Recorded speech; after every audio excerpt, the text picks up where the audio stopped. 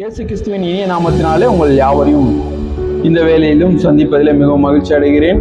கர்த்தர் தாமே உங்களையும் உங்கள் குடும்பத்தையும் ஆசீர்வதித்து வழிநடத்துவாராக. என் அன்பு சகோதர சகோதரிகளே, இந்த நிலையிலும் நாம் பெரிதாக நினைப்பது ஒரு இளைப்பாறுதல். இந்த உலகம் வேகமாக ஓடிக்கொண்டிருக்கிறது.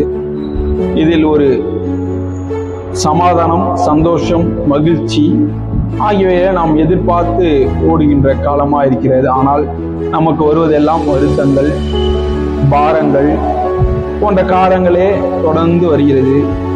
சில பேருக்கு சில கேள்விகள் இருக்கலாம். ஏன் எனக்கு இந்த பாரங்கள், ஏன் இந்த உபத்திரங்கள், ஏன் இந்த வருத்தங்கள்?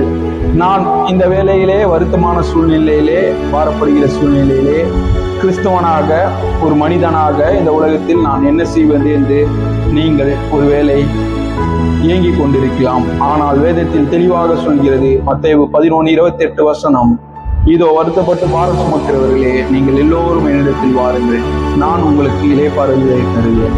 வருத்தங்களா, பாரங்களா? தேவன் ஒருவர் இளைப்பாறுதல் தருகிறார். இந்த உலகத்திலே வானத்தையும் பூமியும் படைத்த இயேசு கிறிஸ்து உங்களுக்காக இளைப்பாறுதலை தருகிற தேவனாயிருக்கிறார். வருத்தங்கள், பாரங்கள் உங்களை சூழ்ந்து கொண்டிருக்கிறதா? போராட்டங்கள், ஒரு நிம்மதி இல்லாத சூழ்நிலையில் நீங்கள் அகப்பட்டு கொண்டிருக்கிறீர்களா? இந்த வேளையிலும் தேவன் உங்களுக்காக ஒருவர், உங்களை மீட்பதற்காக, உங்களுக்காக மரித்த தேவன் உங்களோடு கூட இருக்கிறார். அவரை நீங்கள் நோக்கி பார்க்கும்போது உங்களுக்கு உண்மையான இளைப்பாறுதல் இந்த உலகத்திலே வரும்.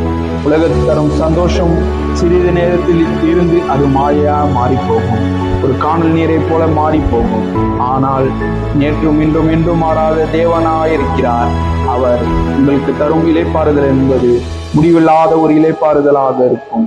அது இரவில் தூங்கி காலையில் எழுந்து போகும் இளைப்பாறுதல் அல்ல, நீடிய சாந்தமும் நீடிய மனமகிழ்ச்சியுமாய் உள்ள இளைப்பாறுதலாக இருக்கும். யாத்திராகமம் 33:14 சொல்கிறது, என் சமூகம் உனக்கு முன்பாக செல்லும், நான் உனக்கு இளைப்பாறுதலை தருவேன். அவரே உங்களுக்கு இளைப்பாறுதல் தருவார். அவருடைய சமூகம் உங்களுக்கு முன்பாக செல்லும். அதனால் நீங்கள் எடுக்கிற காரியங்கள் யாவும் வெற்றியாய் முடியும். அவர் சமூகம் உங்களுக்கு முன்பாக செல்லும் போது நீங்கள் எடுக்கிற காரியங்கள் ஒரு இளைப்பாறுதலான காரியமும், ஒரு சமாதானமான ஒரு காரியங்களும், ஒரு மகிழ்ச்சியான காரியங்களும் உங்களை வந்து சேரும். இதோ நீங்கள் மகிழ்ச்சியை அறுவடையாய் அறுக்க வேண்டும் என்றால் சமாதானத்தை விதைக்க வேண்டும். சமாதானம் உங்கள் வாழ்க்கையில் இருக்கும் போது நீங்கள் மகிழ்ச்சியை அறுவடையாக அறுப்பீர்கள்.